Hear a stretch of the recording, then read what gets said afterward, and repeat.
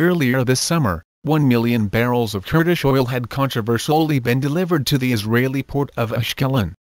The transaction itself was met with criticism for two reasons. The Kurds are both effectively ignoring the boycott of Israel that was implemented by the Arab League after the 1948 Arab-Israeli War, and the deal marks another turning point in Kurdistan's fight for independence, a movement that has been systematically thwarted by their neighbors since the late 19th century, although the ethnic history of the Kurds dates back to 2400 BCE. The emergence of Kurdish nationalism only began to gain fortitude during the dissolution of the Ottoman Empire in the 20th century. In 1916, Britain and France had pledged them a state of their own in the Sykes-Picot Agreement, but this agreement was eventually nullified. Ultimately, new states like Turkey, Iraq and Syria were created in the Middle East, which turned the Kurds into minorities in a region that they already had historical claim to. Today, there are about 30 million Kurds, who together have formed the largest stateless nation in the world.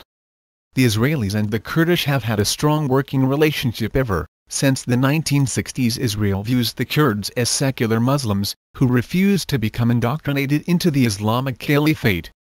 Israel and Kurdistan also share a common framework of history.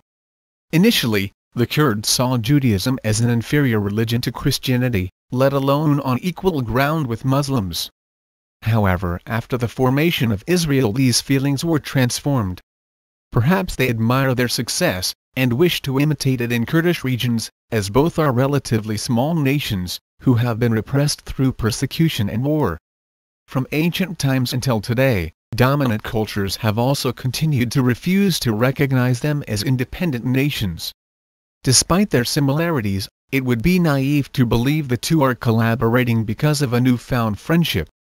The transaction of oil, and any other deal that may be agreed upon in the immediate future, are politically motivated.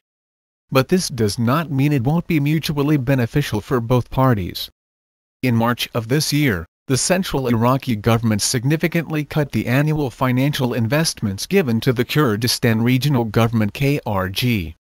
These cuts have decreased the KRG's import and export rates by 50% over the past 6 months. Even the United States government has rejected to buy oil from the Kurdish in fear of upsetting the central Iraqi government and increasing tensions in those regions. As a result, the KRG are in desperate need to sell oil to a committed buyer. If they fail, their claims for independence will be even further compromised. The Kurds have already denied selling the oil directly or indirectly to Israel. They did this as a precautionary measure to plausibly deny any relations with Israel, a country that is disliked by their closest neighbors.